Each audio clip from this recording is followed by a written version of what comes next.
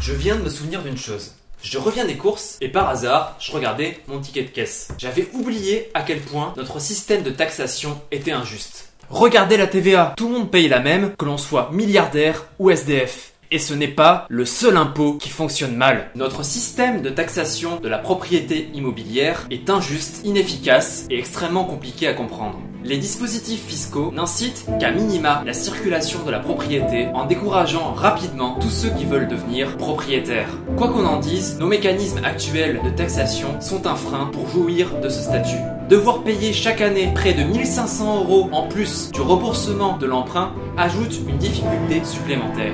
Alors vous me direz, et à juste titre, qu'il est normal de payer des impôts. Ceux qui ne peuvent pas n'ont qu'à devenir locataires dans le privé ou dans le parc social. Malheureusement, la propriété, même si elle n'est pas faite pour tout le monde, apporte un certain nombre de bénéfices que les autres statuts ne peuvent pas procurer. Je vous rejoins sur le fait qu'il faut payer des impôts pour faire fonctionner les services publics et justement aider à faire circuler la propriété. Seulement, un mauvais système de taxation dégrade le consentement à l'impôt et pousse à sa contestation, voire sa suppression au titre que mes impôts sont inutiles et que nous dépensons un pognon dingue pour les minima sociaux. Les ménages à bas revenus pâtiront alors de la dégradation des services publics et de la baisse de la redistribution des richesses. Il est donc important de démêler la boule de laine de l'impôt sur la propriété immobilière pour en faire une nouvelle, plus lisible et plus juste. Le système de taxation de la propriété immobilière en France est extrêmement inégalitaire. La taxe foncière, qui est le dispositif principal, ne fait aucunement la différence entre un propriétaire qui a terminé de rembourser son emprunt et un propriétaire qui doit toujours le payer, alors que la part de leurs revenus dépensés pour se loger est complètement différente.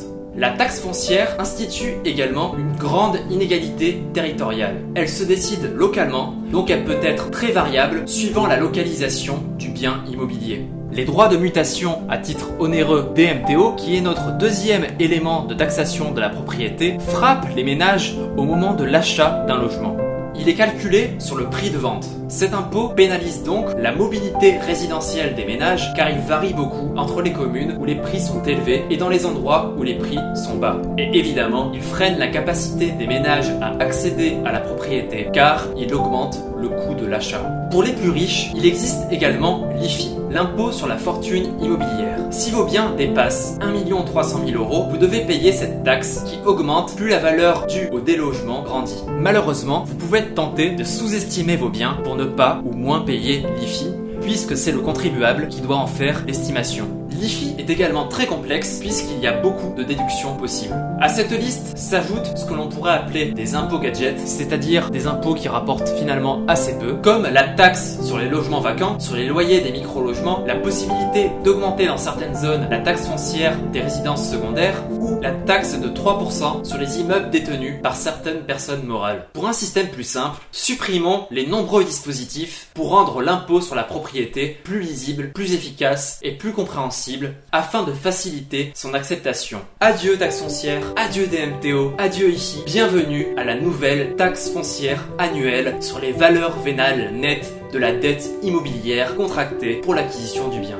Alors, je vais essayer de vous résumer facilement cette longue phrase pompeuse. En gros, cette nouvelle taxation fait en sorte que vous paierez chaque année un pourcentage, disons 0,8%, de la valeur de votre bien à la revente en prenant en compte le montant du crédit qui vous reste à payer et vos revenus. Au-delà d'un certain seuil d'estimation, ce taux augmenterait progressivement. Nous pourrions également imaginer un taux plus haut pour le foncier non bâti afin de lutter contre la rétention foncière des propriétaires terriens, c'est-à-dire des propriétaires de terrain qui refusent de vendre pour construire des logements. De même, il serait intéressant de réfléchir à une évolution de la taxation en fonction du nombre de biens possédés, résidence principale, secondaire et investissement locatif, afin d'encourager la circulation des biens. Avec l'emprunt, pour les accédants à la propriété, il y a implicitement un revenu négatif pendant les premières années de remboursement. Ceci permet d'établir une différence nette entre les propriétaires accédants et les propriétaires non accédants. En outre, ce système s'ajuste avec les taux d'intérêt. Lorsqu'ils sont élevés, l'emprunt est plus important, donc l'allègement d'impôts est plus élevé.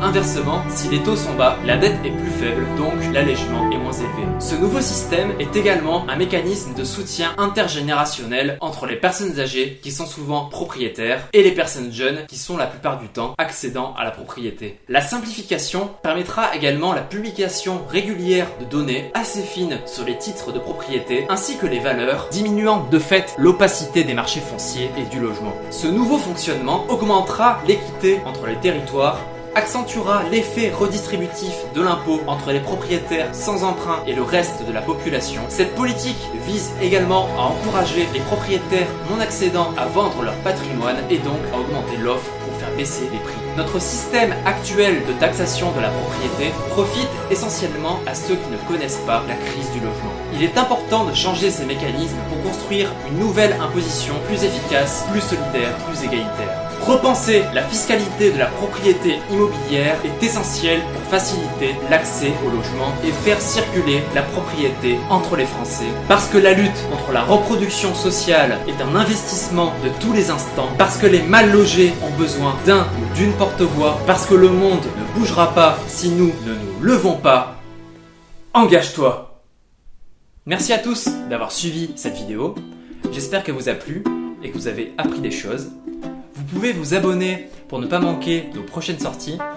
N'hésitez pas également à mettre des pouces bleus et des commentaires, ça permettra de mettre en avant notre contenu. Je vous laisse ici et ici 2 vidéos qui parlent également de logement. Si jamais vous vous ennuyez d'ici à la semaine prochaine, et moi je vous dis à bientôt. Je retourne à faire mes comptes. Ciao!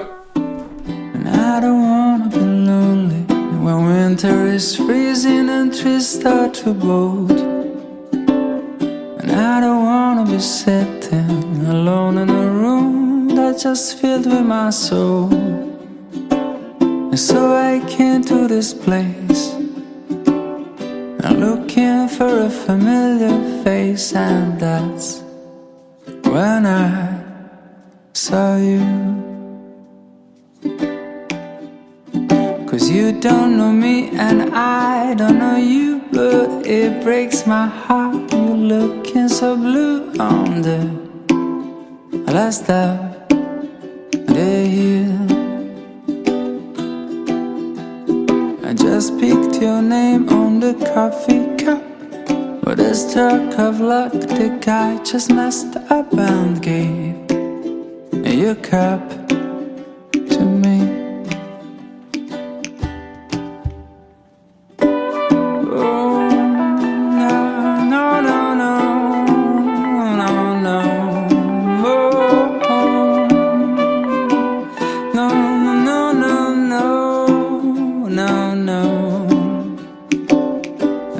Swapping our cups, and after a while we're swapping a glance. And I can't think nothing better than starting a year with a drop.